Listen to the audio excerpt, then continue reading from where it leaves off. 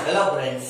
तो physical world के lecture number 3 में आपका फिर से स्वागत है, जिसमें हम पढ़ेंगे law of conservation of linear momentum. ठीक है, अगले वीडियो में हमने देखा था कि क्या आइसोलेटेड सिस्टम होती है और एनर्जी कैसे कंजर्व होती है। ठीक है, इसके बेस के ऊपर एग्जांपल्स बहुत सारे हैं जो अगले चैप्टर्स में पढ़ेंगे। ठीक है, अभी तो थोड़ा सा इंट्रोडक्टरी पार्ट ही है। तो दूसरा डिस्कशन स्टार्ट करते हैं, जिसका नाम क्या है, law of conservation of linear momentum. ठीक है, तो फिर से आपका एक बार स्वागत कर लेता हूँ फिजिकल वर्ल्ड के थर्ड लेक्चर में। ठीक है, law of conservation of linear momentum. आपको कंजर्वेशन का मतलब पता है, हमने पिछले वीडियो में डिस्कस कर लिया है।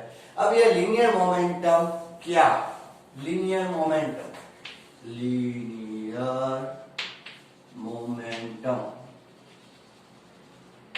इसका सिंबल है P छोटा, is equals to mass into velocity.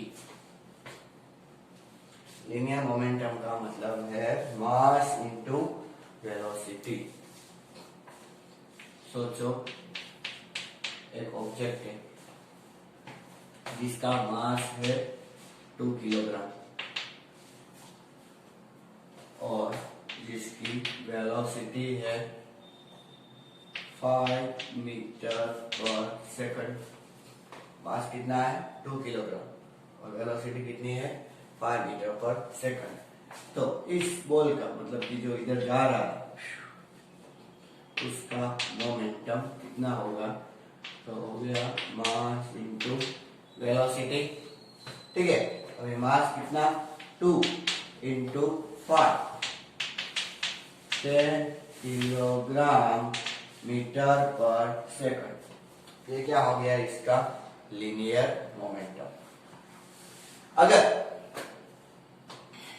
ये स्टेडी, कैसा है, स्टेडी, मतलब कि इसकी वेलोसिटी है ही नहीं, वेलोसिटी 0, तो इसका लीनियर मोमेंटम क्या हो, तो इसका लीनियर मोमेंटम होगा 0 किलोग्राम मीटर पर सेकंड। ठीक है, 5 मीटर पर सेकंड से जब चल रहा है तब उसका मोमेंटम कितना था, 10 किलोग्राम मीटर पर सेकंड, और जब वो स्टेडी है तब उसका लीनियर मोमेंटम कितना, 0 किलोग्राम मीटर पर सेकंड। ठीक है, देखो मास तो 2 किलोग्राम ही है, ये वेलोसिटी चेंज हुई इसीलिए लीनियर मोमेंटम चेंज हुआ। ठीक है, लीनियर मोमेंटम किसका, इस बॉडी का। मोमेंटम क्या है, जो बॉडी को मूव करने को मजबूर करता है। ठीक है, यहाँ पर बॉडी मूव नहीं कर रही है, यहाँ पर बॉडी मूव कर रही है। ठीक है, ये बोर्ड की बात करता हूं, ये बोर्ड रिलेटिवली हमारे मूव नहीं कर रहा है, अर्थ के विथ रिस्पेक्ट अगर कंसीडर करें तो हम सारे मूव कर रहे हैं, लेकिन ये जितनी स्पीड से मूव कर रहा है उतनी स्पीड से हम भी रोटेट कर रहे हैं, मूव कर रहे हैं, इसलिए हमको क्या लगता है कि बोर्ड कैसा है, स्टेडी है। ठीक है, तो अगर कोई चीज स्टेडी है तो उसका लीनियर मोमेंटम 0, अगर वो स्टेडी नहीं तो उसका linear momentum mass into velocity करो तो उतना मिलेगा। ठीक है, अब ये मोमेंटम या तो ये मोमेंटम कैसा रहेगा, कंजर्व। कंजर्व का मतलब क्या, कांस्टेंट। ये मोमेंटम कांस्टेंट रहेगा, 0 है, 0 का 0 ही रहेगा। ये 10 है, 10 का 10 ही रहेगा। कब तक ऐसा रहेगा, कोई स्टेडी ऑब्जेक्ट है, अगर आप उसको बाहर से फोर्स नहीं लगाते, बाहर से क्या नहीं लगाते, फोर्स, तब तक क्या वो हिलेगा, नहीं, वो नहीं हिलेगा। बाहर से फोर्स का मतलब क्या है, देखो हम जब चल रहे हैं उस टाइम पर हम अर्थ के ऊपर फोर्स लगा रहे हैं, ठीक है, और अर्थ हमारे ऊपर, जब जो अर्थ हमारे ऊपर जो फोर्स लगा रही है, हम अपने आप को एक सिस्टम कंसीडर कर रहे हैं, तो जो अर्थ का फोर्स हमारे ऊपर लग रहा है वो हो गया एक्सटर्नल फोर्स, बाहर वाला फोर्स। ठीक है, हम अपने आप पे कोई फोर्स नहीं लगा सकते कि भैया चलो मूव करो, हाँ, तो ऐसे मूव नहीं कर सकते, ठीक है ना। कोई अगर बाहर से हमारे ऊपर फोर्स लगाएगा तभी मूव कर सकते हैं। मतलब कि बाहर का फोर्स अगर नहीं लगा तो क्या होगा, इसका जो लीनियर मोमेंटम है जीरो, वो चेंज नहीं होगा, वो वही रहेगा। यहां पर भी अगर बाहर का फोर्स नहीं लगा, अगर बाहर का फोर्स नहीं लगा, तो इसका मतलब यह है कि ना तो इसकी स्पीड कम होगी और ना तो इसकी स्पीड बढ़ेगी, जिसका मतलब यह है कि इसका लीनियर मोमेंटम भी कांस्टेंट। और एक बात मैं बोलूं जो हमने अभी थोड़ी देर पहले डिस्कस की कि अर्थ मेरे ऊपर फोर्स कब लगाएगी, जब मैं अर्थ पे फोर्स लगाऊंगा। अर्थ मेरे ऊपर फोर्स नहीं लगा रही है, इसका मतलब यह है कि मैं भी अर्थ के ऊपर फोर्स नहीं लगा रहा हूं, ठीक है। देखो अभी क्या मैं अर्थ के ऊपर फोर्स लगा रहा हूं, हाँ लगा रहा हूं, ठीक है। कौन सी डायरेक्शन में, नीचे की ओर मेरा वेट लग रहा है ना, और मैं हमेशा बोल रहा हूं कि अर्थ का ग्रेविटेशनल फोर्स मुझे नीचे की ओर लग रहा है, तो अर्थ मेरे ऊपर फोर्स कौन सी डायरेक्शन में लगा रही है, ऊपर की डायरेक्शन में, जिसको बोलते हैं नॉर्मल रिएक्शन। क्या बोलते हैं जिसको, नॉर्मल। तो मेरे ऊपर दो फोर्स लग गए, एक फोर्स इधर, एक फोर्स इधर, दोनों सेम है, इसीलिए नेट फोर्स कितना हो गया, जीरो। सोचो दो बंदे आपको खींच रहे हैं, एक इससे एक इससे, इधर जितनी फोर्स से खींच रहा है उतना ही इधर की फोर्स से खींच रहा है, तो नेट फोर्स कितना हो गया, जीरो। इन सब सिचुएशन में आप ऐसा बोल सकते हो कि लीनियर मोमेंटम जैसा है वैसा ही रहेगा, जैसा है वैसा ही रहेगा, चेंज नहीं होगा, नहीं।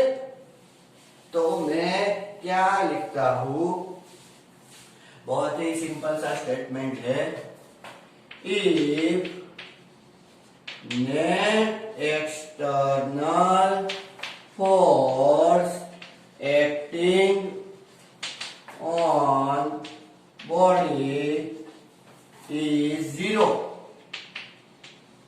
If net external force acting on body is zero, then if linear momentum will remain constant, या तो हम क्या बोल सकते हैं, कंजर्व। ओके, मैथमेटिकली कैसा लिखे,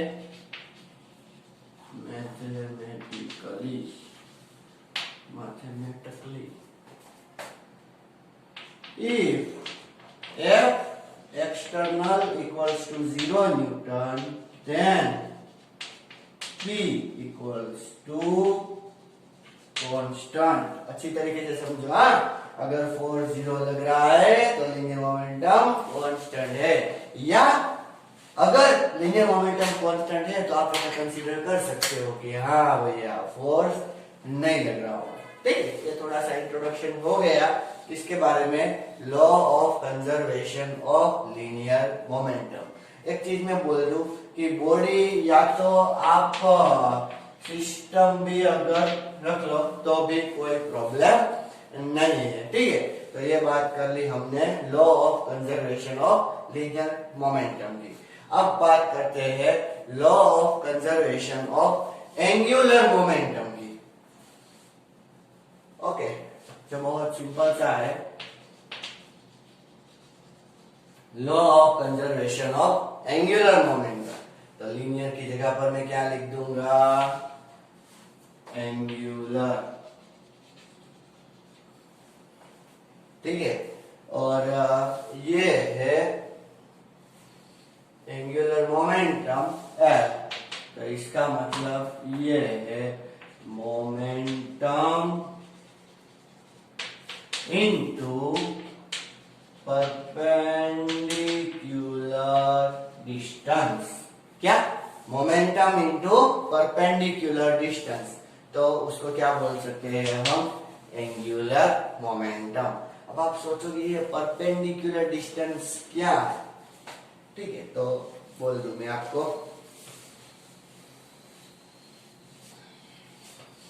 मोमेंटम तो आपको पता चल गया, मोमेंटम मतलब कौन सा है ये? लीनियर मोमेंटम, ठीक है, लीनियर मोमेंटम। और ये है परपेंडिकुलर डिस्टेंस।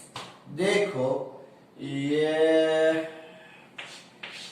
मैं एक ब्लॉक ले लेता हूं, ठीक है, और इसके ऊपर मैं यहां से फोर्स लगा रहा हूं इस पॉइंट पर, और अगर मैं ओ को देख रहा हूं, ओ वाले पॉइंट को, ठीक है, तो इस फोर्स और ये ओ, इनके बीच का जो ये डिस्टेंस है, ये है परपेंडिकुलर डिस्टेंस, ठीक है। एफ ओ में से पास नहीं होना चाहिए। फॉर एग्जांपल अगर मैं ऐसा बोलूं ये पी पॉइंट है, तो एफ देखो पी में से पास हो रहा है, तो यहां पर हम क्या बोल सकते हैं? Perpendicular distance is equals to 0, ठीक है। अगर क्यू पॉइंट ले ले, कौन सा पॉइंट ले ले? क्यू, तब उसके लिए देखो क्या एफ क्यू में से पास नहीं हो रहा है, तो उसके लिए परपेंडिकुलर डिस्टेंस कितना हो गया? कोई भी पॉइंट ले सकते हो, वो अगर उसमें से पास नहीं हो रहा है तभी आपको उसका परपेंडिकुलर डिस्टेंस लेना है। इसके लिए परपेंडिकुलर डिस्टेंस सोचो कि इतना हो गया, ठीक है। तो linear momentum into perpendicular distance अगर आप करते हो तो आपको क्या मिलेगा? Angular momentum. मतलब इसका एंगुलर मोमेंटम मिलेगा, इसका भी मिलेगा, इसका नहीं मिलेगा। क्यों? क्योंकि इसका परपेंडिकुलर डिस्टेंस कितना है? 0, ठीक है। अभी ये टॉर्क है, टॉर्क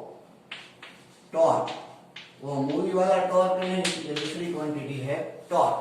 टॉर्क का मतलब होता है force into perpendicular distance. Torque का मतलब क्या होता है? फोर्स इनटू परपेंडिकुलर डिस्टेंस, ठीक है। ये फोर्स इनटू परपेंडिकुलर डिस्टेंस, तो इस पे टॉर्क, ये फोर्स इनटू परपेंडिकुलर डिस्टेंस इतना, तो इस पे टॉर्क, इस पे टॉर्क फोर्स इनटू इतना परपेंडिकुलर डिस्टेंस, इस पे टॉर्क नहीं लगेगा। क्यों? क्योंकि देखो इसी में से पास हो रहा है, पास नहीं होना चाहिए। ओके, तो जब ये टॉर्क 0 होगा, मतलब कि परपेंडिकुलर डिस्टेंस 0 होगा, जब टॉर्क 0 होगा तब क्या 0 होगा? Angular momentum. क्या 0 होगा? एंगुलर मोमेंटम, ठीक है। या तो आप बोल सकते हो कि इसका एंगुलर मोमेंटम चेंज करने के लिए कौन रिस्पॉन्सिबल है? टॉर्क। अगर टॉर्क नहीं लगेगा तो एंगुलर मोमेंटम चेंज नहीं होगा।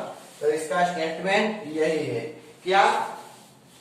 If net external torque acting on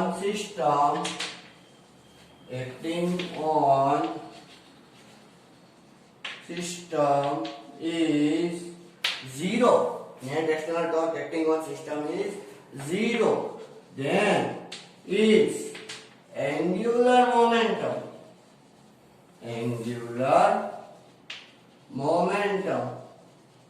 will remain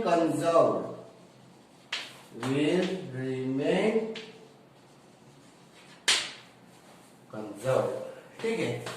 tau external is equals to 0 newton metre, क्योंकि ये तो एंगुलर मोमेंटम हो गया, टॉर्क का भी हमने देखा था ना। Tau is equals to force into perpendicular distance, तो इसलिए newton metre implies L is equals to constant. L कैसा रहेगा?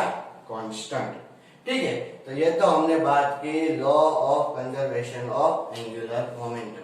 तो आज के लेक्चर में हम ये लीनियर मोमेंटम और एंगुलर मोमेंटम के बारे में बात करेंगे, और अगले लेक्चर में लेक्चर नंबर 4 जो फिजिकल वर्ल्ड का लास्ट लेक्चर होगा, जिसमें हम बात करेंगे law of conservation of charge. कौन सी बात करेंगे? Law of conservation of charge. Okay, नमस्कार।